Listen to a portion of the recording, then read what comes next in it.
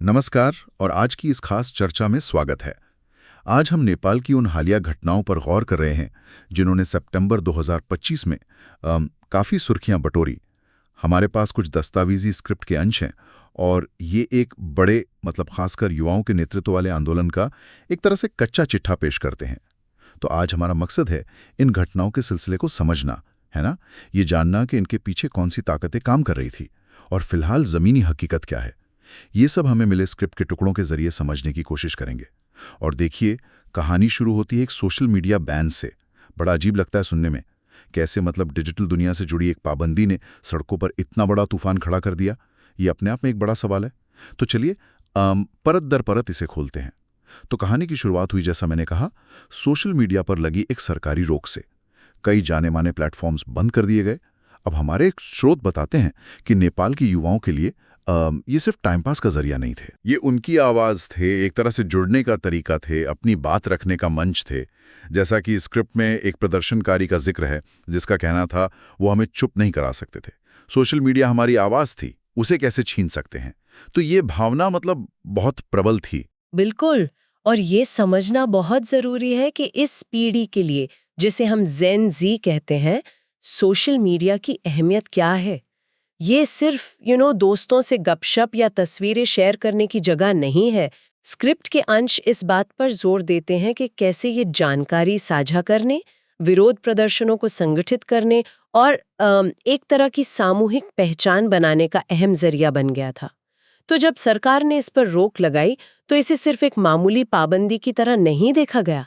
इसे सीधे तौर पर अपनी बात कहने की आज़ादी और एकजुट होने के अधिकार पर हमला माना गया। और यहीं पर यह बात दिलचस्प हो जाती है कि कैसे डिजिटल अधिकार, ऑनलाइन जानकारी तक पहुंच, अभिव्यक्ति की स्वतंत्रता और संगठित होने की आज़ादी इस पीढ़ी के लिए एक बुनियादी हक की तरह बन गए हैं। ये सिर्फ टेक्नोलॉजी का सवाल नहीं रहा, बल्कि उनके नागरिक अधिकारों का सवाल बन गया था। स्रोत में ये जेंजी कार्यकर्ता सड़कों पर उतर आए और उनकी मांगें सिर्फ सोशल मीडिया की बहाली तक सीमित नहीं थीं, वो कहीं ज्यादा गहरी थीं।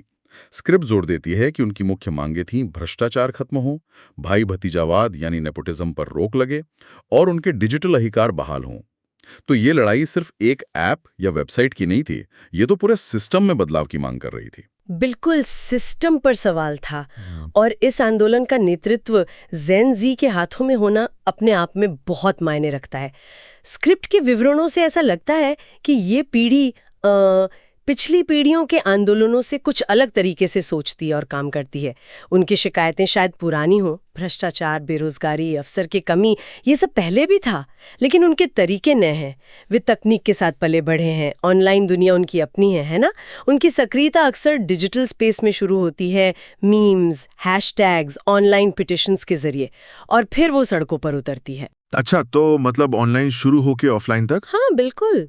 स्क्रिप्ट में शायद कुछ ऐसे दृश्य भी दर्शाए गए होंगे जहां पारंपरिक विरोध के तरीकों के साथ साथ डिजिटल सक्रियता के निशान दिखते हैं।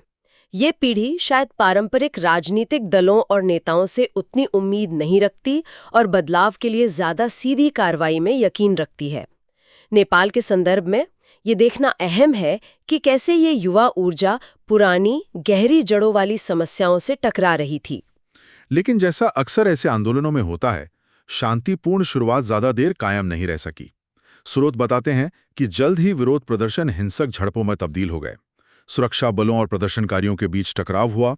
स्क्रिप्ट के अंश बताते हैं कि कम से कम 22 लोगों की जानें गईं, जिनमें कई युवा थे, और सैकड़ों लोग घायल हुए। 22 जाने? हाँ, स्रोत की भाषा जिस तरह से इन घटनाओं का जिक्र करती है, वो सिर्फ आंकड़े नहीं बताती, बल्कि उस मानवीय त्रासदी और दर्द को महसूस कराती है जो उस वक्त काठमांडू की सड़कों पर था। और यहीं पर स्थिति और जटिल हो जाती, जैसा आप कह रहे हैं। देखिए, शांतिपूर्ण प्रदर्शनों का हिंसा में बदलना कभी भी सीधा सरल नहीं होता। स्क्रिप्ट शायद हमें सीधे तौर पर वजह ना बताएं, लेकिन हम अंदाजा लगा सकते हैं। इसमें कई चीजें शामिल हो सकती हैं, महीनों या सालों से दबा हुआ गुस्सा और हताशा, सुरक्षा बलों की तरफ से बल प्रयोग की रणनीति, भीड़ में कुछ शरारती तत्वों की मौजूदगी, या शायद दोनों तरफ से गलत फहमियां। स्रोत जिस तरह से इन झड़पों को दिखाता होगा, उसे शायद ये अंदाजा लगता हो कि क्या ये एकाएक भड़की हिंसा थी या धीरे धीरे बढ़ती कड़वाहट का नतीजा। ये जरूर साफ है कि एक बार हिंसा शुरू हुई तो विश्वास पूरी तरह टूट गया और स्थिति तेजी से बिगड़ी। इस बढ़ती हिंसा और बिगड़ते हालात के जवाब में सरकार ने भी फिर सख्त कदम उठाए, जाहिर है। जैसा कि स्क्रिप्ट में जिक्र है, काठमांडू में अनिश्चितकाल के लिए कर्फ्यू लगा दिया गया। इतना ही नहीं, स्थिति को संभालने के लिए सेना को तैनात करना पड़ा। और इसी उथल-पुथल और अराजकता के माहौल में तत्कालीन प्रधानमंत्री केपी शर्मा ओली ने अपने पद से इस्तीफा दे दिया। हाँ, और ये सरकारी कदम अपने आप में संकट की गहराई बताते हैं। किसी भी देश में, खासकर राजधानी में, अनिश्चितकालीन कर्फ्यू लगाना और सेना को बुलाना ये दिखाता है कि नागरिक प्रशासन हालात को काबू में नहीं रख पा रहा है। ये एक तरह से आपातकाल जैसी स्थिति का संकेत होता है। सही। और ऐसे नाजुक वक्त में प्रधानमंत्री का इस्तीफा, ये बहुत बड़ी घटना है। इससे एक राजनीतिक शून्य पैदा होने का खतरा बन जाता है। मतलब कौन नेतृत्व संभालेगा? क्या कोई अंतरिम सरकार बनेगी? क्या इससे अस्थिरता और बढ़ेगी? स्क्रिप्ट शायद इन सवालों के जवाब न दे, लेकिन ये इस्तीफा उस राजनीतिक भूचाल को जरूर दर्शाता है जो जमीन पर चल रहे संघर्ष के साथ साथ चल रहा था। लेकिन सरकार की इन कार्रवाइयों से प्रदर्शनकारी रुके नहीं। ऐसा लगता है उनका गुस्सा और बढ़ गया। स्क्रिप्ट के अंश बताते हैं कि जवाबी कार्रवाई में प्रदर्शनकारियों ने प्रमुख सरकारी इमारतों को निशाना बनाया। ऐतिहासिक सिंह दरबार, जो प्रधानमंत्री और अन्य मंत्रियों का कार्यालय है, और संसद भवन परिसर में कथित तौर पर धावा बोला गया और आगजनी की गई। ओह! हाँ, ये महज विरोध नहीं था, ये सीधे सत्ता के प्रतीकों पर हमला था, जो दिखाता है कि प्रदर्शनकारियों में कितना ज्यादा आक्रोश और निराशा भर चुकी थी। इसके बाद काठमांडू की जो तस्वीर स्क्रिप्ट पेश करती है, वो वाकई चिंताजनक है। शहर लगभग ठप पड़ गया था। हवाई अड्डा बंद कर दिया गया, जिसका मतलब था कि देश दुनिया से लगभग कट गया था। बिजली, पानी, अस्पताल जैसी जरूरी सेवाएं बुरी तरह प्रभावित हुईं। स्क्रिप्ट में एक स्थानीय निवासी का जिक्र है, शायद किसी इंटरव्यू का हिस्सा हो, जो कहता है, ऐसा लग रहा है जैसे हम किसी जंग के मैदान में रह रहे हैं। तो काठमांडू जैसे शहर का इस तरह ठप पड़ जाना सिर्फ वहां के नागरिकों के लिए मुसीबत नहीं है। इसके सामाजिक और आर्थिक परिणाम बहुत गहरे होते हैं। हवाई अड्डा बंद होने का मतलब है पर्यटन ठप, व्यापार बंद, जरूरी चीजों की सप्लाई रुक जाना। हाँ, बिल्कुल। जरूरी सेवाएं बाधित होने से स्वास्थ्य व्यवस्था चरमरा सकती है। बीमारों और घायलों को इलाज मिलना मुश्किल हो सकता है। स्क्रिप्ट शायद दिखाती हो कि कैसे दुकानें बंद हैं, लोग घरों में कैद हैं, अर्थव्यवस्था को कितना नुकसान हो रहा है। ये सिर्फ राजनीतिक अस्थिरता नहीं है, ये पूरे सिस्टम का चरमराना है। इससे लंबे समय तक चलने वाली आर्थिक गिरावट, सामाजिक तनाव में बढ़ोतरी और यहाँ तक कि मानवीय संकट की स्थिति भी पैदा हो सकती है।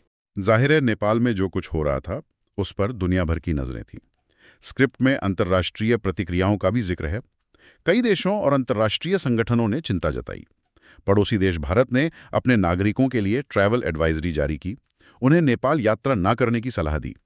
एमनेस्टी इंटरनेशनल जैसे मानवाधिकार संगठनों ने दोनों पक्षों से, खासकर सुरक्षा बलों से, संयम बरतने की अपील की और मानवाधिकारों के हनन की जवाबदेही तय करने की मांग की। स्क्रिप्ट में एमनेस्टी के एक प्रतिनिधि का बयान शामिल हो सकता है, जिसमें कहा गया हो, हम अधिकारियों से अपील करते हैं कि वे अधिकतम संयम बरतें और शांतिपूर्व ढंग से विरोध कर रहे लोगों के अधिकारों का सम्मान सुनिश्चित करें।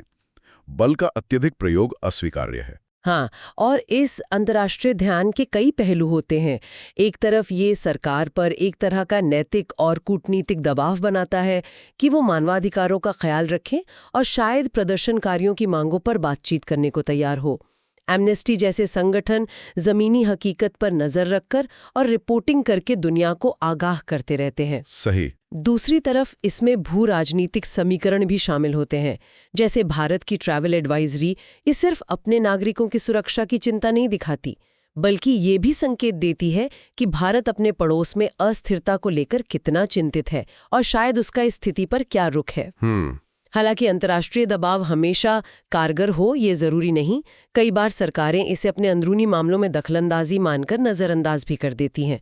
स्क्रिप्ट शायद इस बात पर भी रोशनी डालती हो कि इस अंतर्राष्ट्रीय प्रतिक्रिया का जमीन पर कितना असर दिख रहा था। इतनी हिंसा, इतनी उथल-पुथल और सरकारी दबाव के बावजूद स्क्रिप्ट इस आंदोलन के एक और पहलू पर रोशनी डालती है, और वो है इसका लचीलापन, इसकी जिद। ऐसा लगता है कि जेन-ज़ी आंदोलन की आग बुझी नहीं थी। स्क्रिप्ट में शायद किसी युवा नेता के इंटरव्यू का अंश हो, जो कह रहा हो, हम थके नहीं हैं, हम डरे नहीं हैं, ये हमारी लड़ाई है, हमारे भविष्य की लड़ाई है। हम बातचीत चाहते हैं, हम सुधार चाहते हैं, हम एक ऐसा नेपाल चाहते हैं जहां हमारी आवाज़ सुनी जाए, जहां भ्रष्टाचार ना हो, जहां सबको बराबर मौके मिलें। ये हमारी क्रांति है, अब हमारी बारी है। ये शब्द उस जज्बे और उम्मीद को दिखाते हैं जो शायद अभी भी कायम थी। और यहीं से यह अहम सवाल उठता है कि आगे का रास्ता क्या हो सकता है। स्क्रिप्ट संवाद और सुधार की बात करती है, लेकिन मौजूदा हालात में इनका मतलब क्या है? क्या सरकार वाकई उन बुनियादी मांगों पर बात करने को तैयार होगी जिन्हें लेकर ये युवा सड़कों पर उतरे थे? भ्रष्टाचार, भाई भतीजावाद, डिजिटल अधिकार। हाँ, ये बड़ा सवाल है। और अगर बातचीत होती भी है तो क्या उसका कोई ठोस नतीजा निकलेगा? आंदोलन के सामने चुनौतियां बहुत हैं, मतलब अपनी एकता बनाए रखना, हिंसा के रास्ते से बचना, सरकार के साथ बातचीत के लिए एक मजबूत और स्पष्ट रणनीति बनाना, और सबसे बड़ी चुनौती, क्या वे व्यापक जनसमर्थन जुटाकर सरकार पर सार्थक बदलाव के लिए दबाव बना पाएंगे? स्क्रिप्ट शायद हमें भविष्य की कोई भविष्यवाणी ना दे, लेकिन ये उन संभावनाओं और मुश्किलों को जरूर रेखांकित करती होगी जो इस आंदोलन के सामने खड़ी थीं। तो कुल मिलाकर हमने क्या देखा? नेपाल में एक सोशल मीडिया बैन ने चिंगारी का काम किया, जिसने जेन-ज़ी पीढ़ी के नेतृत्व में एक बड़े आंदोलन को हवा दी। यह आंदोलन सिर्फ इंटरनेट एक्सेस के लिए नहीं था, ये गहरे व्यवस्थागत बदलाव, भ्रष्टाचार के खात्मे और बेहतर भविष्य की मांग कर रहा था। इस टकराव ने गंभीर अशांति पैदा की, सरकार की तरफ से सख्त प्रतिक्रिया आई और दुनिया का ध्यान इस ओर खींचा। मूल संघर्ष साफ है, बदलाव चाहने वाली एक मुखर युवा पीढ़ी और दूसरी तरफ सत्ता पर काबिज व्यवस्था जो यथास्थिति बनाए रखना चाहती है। और ये सब हमें एक आखिरी विचारोत्तेजक सवाल की तरफ ले जाता है। ये सवाल शायद स्क्रिप्ट में सीधे तौर पर न पूछा गया हो, लेकिन इन घटनाओं के ताने बाने से जरूर उभरता है। जिस पैमाने पर ये उथल पुथल हुई और जिस तरह का जज्बा और संकल्प इन युवाओं ने दिखाया, उसे देखते हुए ये घटना शासन चलाने के तरीकों, टेक्नोलॉजी के बढ़ते प्रभाव और पीढ़ियों के बीच बदलते रिश्तों के बारे में क्या बुनियादी सवाल खड़े करती है। ये सिर्फ नेपाल का मामला नहीं है। सही बात है। पूरी दुनिया में 21वीं सदी में हम देख रहे हैं कि कैसे टेक्नोलॉजी युवाओं को नई ताकत दे रही है, उन्हें संगठित होने और अपनी आवाज़ उठाने के नए मंच दे रही हैं, और कैसे ये ताकतें अक्सर पुरानी व्यवस्थाओं और सत्ता के ढांचों को चुनौती दे रही हैं। इन ताकतों का टकराव भविष्य में कैसा रूप लेगा, ये शायद हमारे समय के सबसे बड़े सवालों में से एक है जिस पर हमें सोचते रहने की ज़रूरत है। इस गहरी पड़ताल में हमारे साथ रहने के लिए शुक्रिया।